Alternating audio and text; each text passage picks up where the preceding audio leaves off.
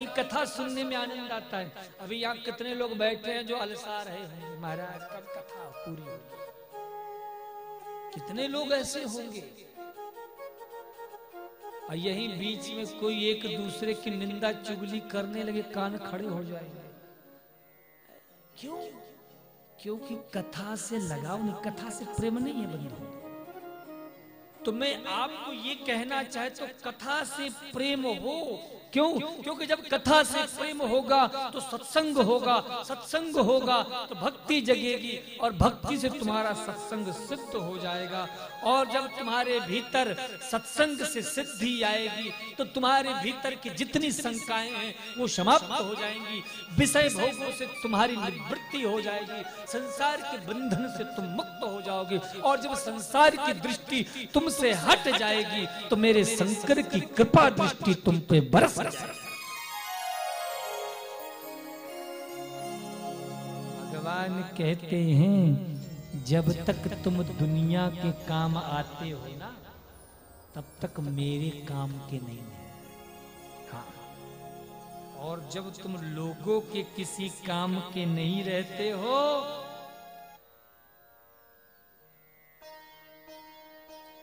फिर तुम मेरे काम की हो। हाँ, और जब तक तुम अपने आप को दुनिया वालों के काम का समझोगे भगवान के काम आ ही नहीं सकते। क्यों? कहोगे कथा सुनने चलना, अरे अभी तो ऑफिस का टाइम है, बच्चों का कोचिंग का टाइम हो गया है, हमारी ड्यूटी चल रही है, तुम्हारे लिए और चीजें इंपॉर्टेंट हैं। लेकिन जब तुम दुनिया वालों से छुट्टी ले लेते हो तो फिर तुम्हारे लिए सिर्फ भगवत कथा जरूरी है। क्यों भैया? बोलो ना। कथा का ही तो प्रेम है। ये कथा में ऐसा क्या है? कोई मैं सोने चांदी की वर्षा कर रहा हूं या मैं आपको लाखों करोड़ रुपए दिए दे रहा हूं? अपने ही जेब का रुपया खर्चा करके बैठे। विचित्र बात, विचारणीय बात है। फिर भी किस लिए? कि हमें भजन करने को मिले, हमें कथा सुनने को मिले, हमें तीर्थ दर्शन करने को मिले। क्योंकि इसमें ना जाने कितने ऐसे हैं जो इस बात को समझ चुके हैं कि माता पिता भाई बहन पत्नी बच्चे सब सुख देते हैं पर इनका सुख किसी का भी निरंतर नहीं है। क्यों? क्योंकि इन सबको सुख लेने के बाद भी उसे ये जब अनुभव में आता है कि इन सुख से कुछ मिलता नहीं है, आनंद तो केवल भगवान के भजन में है, कीर्तन में है। भजन ऐसा कुछ नहीं है कि कुछ अद्भुत हो जाता है, लेकिन उस भजन से जब भाव उठता है तो श्रोता अपने आप कोई झूमने लगती है, कोई नाचने लगती है, कोई प्रेम से रोने लगती है। ये कथा की ताकत है। मनुष्य के अंदर अपार असंभव असीमित ताकत है, असीमित सामर्थ्य है। अरे मनुष्य में ही वो ताकत है कि वो भगवान का पता लगा सके, लेकिन मनुष्य अपनी ताकत को नहीं जानता है। हम में कितना सामर्थ्य है 99.9% लोग को पता ही नहीं। हम अपनी जिंदगी की अपनी क्षमताओं को केवल 5 से 10% की पूरी जिंदगी में उपयोग कर पाते हैं। क्यों? क्योंकि हमने इतना ही सोचा है लाइफ में कि जिंदगी में बड़े हुए, कमाए खाए, बच्चों को पाला पोसा, मकान दुकान बनाए, नौकरी चाकरी, खत्म, लाइफ का दी एंड। अरे हमारे ऋषि मनुष्यों ने कितनी बड़ी बड़ी खोज कर दी। कब अमावस्या होगी, कब ग्रहण होगा, ये साइंस वाले तो अभी आए हैं।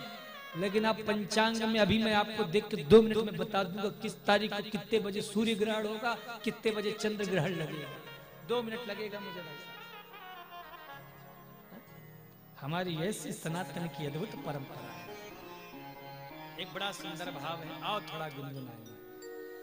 दर्द दिल की दवा दीजिए मेरे बाबा, दर्द दिल की दवा दीजिए। आज हम आरती भी गाते हैं ना, मंदिर जाएंगे गाएंगे, तेरा तुझको अर्पण लागे मेरा, तन मन धन सब कुछ तेरा।